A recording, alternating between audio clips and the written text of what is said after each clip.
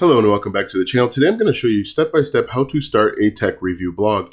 Included in this video is exactly what a tech review blog is with a few examples. I'm going to show you how to pick a niche and why you need to pick a niche in the very beginning. Also, I'm going to show you why you need web hosting, exactly what it is and how you can get it. After that, I am going to help you install WordPress. I'm going to help you install both a free and premium WordPress theme, and we're going to make some changes to your website so that you can actually start getting traffic. Next, I'm going to help you start writing and then actually help you start making some money. And then I'm going to show you and tell you why you need to share your content on social media and about how many blog posts you need to write before you determine if your website is a success or failure. Be sure to check out the first 3 links in the description, as I'll be referring to those links throughout the duration of this video.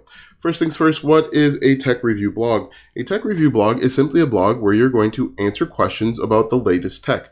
Now, people are coming to the internet all day, every day, and they're asking questions about everything tech related. It can be video games, it can be the new Apple event that's popping up, the Samsung, it can be literally anything, smart devices, smart watches, wearable technology, and you are going to create content to answer these questions. In the beginning, you will have no domain authority. Your website's not going to have any content, and what I recommend that you do in the very beginning is to just niche down. Instead of trying to create all of the content like this website, for example, they're talking about the Sony SSD upgrade that's coming, or the LG TV, or the wearable tech. Focus on one of these niches and just dominate. The reason being is simply that the tech space is very large and it's very competitive. Now, there are a few ways that help you find keywords. One of the easiest ways to find keywords is simply to copy the domain name, which I'll cover in just a moment, of a website that you like. You're going to paste it in here, hit enter, and you're going to see all of the different keywords that this website, The Verge, ranks for. And so as you can see, they rank for 13.1 million keywords. We're simply going to click on this, and then we can see the keywords. So here's a list of all the keywords that they rank for. What I recommend that you do is I recommend that you change the keyword difficulty to 5 or less. The keyword difficulty is a scale between 0 and 100. The closer you get to 100, the more difficult it's going to be. So when I changed it to 5 or less, you can see there are things that you can write on. For example, I saw on here old Reddit dark mode, HBO Max, PS5. These are things that you could create content on. Another way that you can do it is simply go up to keywords and just type in review. You can type in review, hit enter, and if we go over to matching terms, change the keyword difficulty to 5 or less again, hit enter, and you're going to see there's all sorts of stuff that you can review with relatively low competition. You're simply going to take a few of those keywords, create content, solve problems, and then away you go. If we jump back over to our slide deck, we picked a niche, we've niched down. The next step is to get web hosting. You need web hosting so that your website can be seen by your target audience. What I recommend that you do is click the first link in the description. This is my #1 recommended web hosting provider for a brand new website or blogger, and they'll actually walk you through the process of getting web hosting. Now, essentially what happens is you will rent hard drive space called a server from the web hosting provider, and they'll actually make sure that your website's available for the internet, for people on the internet to see, read, and hear. Also, when you click the first link in the description, you will get a domain name for free for the first year. The domain name is simply the way that your audience will refer to your website. For example, theverge.com is the domain name, and you can get one of those for free for the first year. Right now, I'm actually going to walk you through the process of setting up your domain name and web hosting with the first link in the description. When you click that link, you'll be taken to this website where you'll go ahead and click Get Started. What I recommend is to click the first one on the far left, the basic plan, if you're just getting started with a website. As you can see, there are a number of options, but click that, click Select, and then move on. Here, you're going to create a domain name. If you have one in mind, you can type it in here like you see that I do. What I recommend is try and find a domain name that's going to be related to your niche. Now, what I do is I type in a domain name that I know is already taken. When it's taken, you're going to get this error. What you can then do is go back and try different domains. Now, make sure, again, you want to pick one that's related to your niche. Click Next, and then you're going to see a green box that says that it's approved. The next step is simply to go through and enter in your contact information. Make sure that when you scroll down here, make sure that you leave all of the settings on. But again, enter in your contact information. The settings right here where it says domain privacy, leave all of this checked. If you don't leave it checked, you're going to get people reaching out to you, spamming you, emailing you, trying to get you to sign up for web hosting. So what I'm going to do is I'm going to go ahead and sign up and then jump back to you once I sign on and move to the next step. All right, so I've signed up and I'm going to go ahead and set up my website initially. just create a simple username and password, make sure it meets the requirements there, and then move on. Make sure that you write it down too. Write it down in a safe spot so that you have it and you remember it, because it can be a pain to go ahead and get everything back. You're going to have to enter in like some vital information, but just make sure that you write it down. It's really easy and really simple. Now, one thing that I do want to note is that this part is not sped up at all. This is actual real time, and you can see that you'll go from absolutely nothing to a complete website in less than probably 10 minutes. And once you click submit, you're going to move on to the next step where you get to log in. Here is where you're actually going to start creating your WordPress website. Now, the great thing is Bluehost really does everything for you, and it's really simple. So again, I'm not speeding this up at all, and I want you to see what it really takes to create a website. Bluehost is going to do a little bit of work in the background for you, and we're just going to actually click on skip this step. This first one I clicked on start a blog, but for the next step, just click skip, because we know what we're doing, and I'm actually going to tell you what to do so that we can get up and running. Click get started right here on the left hand side, and then move on. Just click skip here and click skip here. And then just pick the first one in the far left. Make sure that you're picking a free theme, because they'll charge you. They have both free and premium themes, which I'll talk about in just a moment. So right now, it's actually creating your WordPress website. In just a few moments, you're going to click on log in to WordPress on the right-hand side there. You'll see it in just a second. And then we can actually start looking at some basic configurations. All right, so we click log in, and now we actually have a WordPress website. What may need to happen is you may need to click refresh a few times to get it to work, but now we have our website, as you can see. Now what I'm going to do is I'm actually going to log in and delete a few plugins, because right now it has the coming soon. And so if someone tried to get to your website at this moment, it's going to say coming soon to them, even though we can see it. This is what your WordPress website looks like, but for everyone else outside of your network, it's going to say coming soon. So what we're going to do is we're going to go down to plugins eventually, and we're going to delete some of the plugins that we don't need. Now, I talk a little bit about plugins later on, but plugins add additional features and functionality. We are going to deactivate the Bluehost as well as the other plugins that are already activated, and then we can go through and make the necessary changes, which I'll cover in just a moment. So we're going to deactivate them and then delete them. Now, you want to make sure that you only have the plugins that you're using on your website. The more plugins you have, the slower your website's going to respond and function, and you're going to lose out on ranking. So make sure you have a lean setup, very few plugins, and then move on. As you can see right now, I'm just simply deleting some stuff that you don't need. If you want to, you could keep them, but obviously if you're just getting started, you don't need this other stuff. What's more important is the themes that we're going to talk about in just a moment, as well as getting writing. So I'm just going to go ahead and delete those, deactivate them, and then we're actually going to start moving on to settings, which you see right here. All right, so let's go ahead and make some changes that we absolutely have to make so that you can start getting traffic. The first thing that you want to do is you want to change your site title. Your site title is going to be the title of your website. You can make this basically your domain name. For example, my domain name is Web Hosting Rewind, and you can see that's my site title. And then the tagline is basically what your website's all about in a very succinct manner. As you can see here, mine says, get the latest news and info on all things web hosting. What you want to do is make sure that yours is relevant to your niche. For example, if you are creating content about makeup, you can say, come here for the latest tips and tricks for all things makeup. Next, you want to make sure that your WordPress address is HTTPS and not HTTP. Make sure your site address is HTTPS as well. And then the administration email should automatically be set. Uncheck the membership so that anyone can register. Make sure that this is unchecked. If we scroll down here, you want to change your time zone to your time zone. There are all sorts of them here. Next, you want to make sure that you have your date format set to the way you want, and then go ahead and click save. If we go down to writing, there isn't anything in writing that we need to change. After that, we're going to go to reading. In reading, very important, you want to make sure that your homepage displays to your latest post. That's the first thing. And the second one is you want to make sure that your search engine visibility is unchecked. Do not check this. Discourage search engines from indexing this site. You do not want this, because if this is checked, people aren't going to be able to find your website, and everything that we do after this is going to be a waste. So go ahead and click save. This should be unchecked.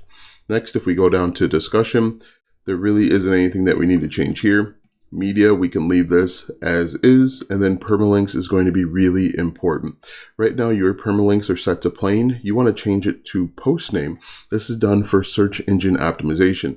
What's going to happen is when we create a new blog post, we are going to make it so that it's search engine optimized. We're going to use the keyword in our title, and that keyword is going to show up right here as well. And this is called search engine optimization.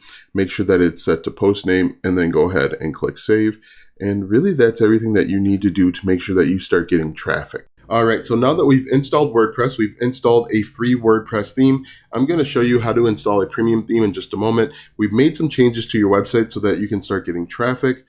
Now let's go back and install a premium WordPress theme.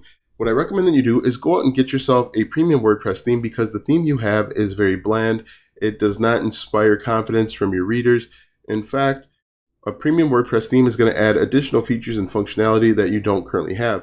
For example, this ad here, which I'll talk about in just a moment, this is from a premium theme. If we look over on this website, these are all features of a premium theme.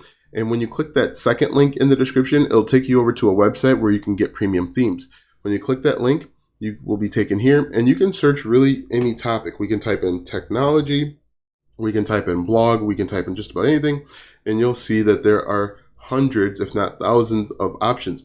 As you can see here, when I typed in tech, there are lots of opportunities. What I recommend that you do is take 10 or 15 minutes and just find one that you like. Once you find that one, you're going to click it and add it to the cart. Once you add it to the cart, you are going to check out, buy, and then download the zip drive from that WordPress theme. You're going to unpack that zip file, and you're going to see a second zip file. You're going to take that second zip file, and you are going to install it into your WordPress website.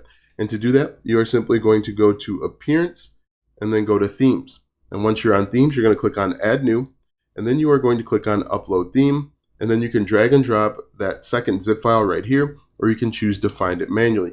The next step is to click Install Now and Activate. And just like that, you've got a brand new WordPress theme, which will change the way your website looks. If we jump back over here, now we need to figure out how to start writing. Now I get 3 questions when it comes to starting a brand new blog or website. How long should my blog post be? How do I start writing? And how many blog posts should I write?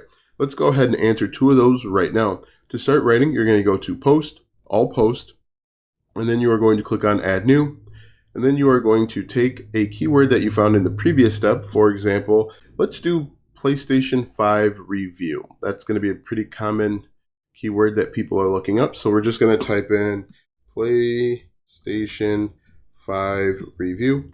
Now, our title is going to be composed of 2 parts. The first part is for search engine optimization, or for the algorithms. The second half is for our readers, the human element. We could say PlayStation 5 review, is this better than its competitor, or something along those lines.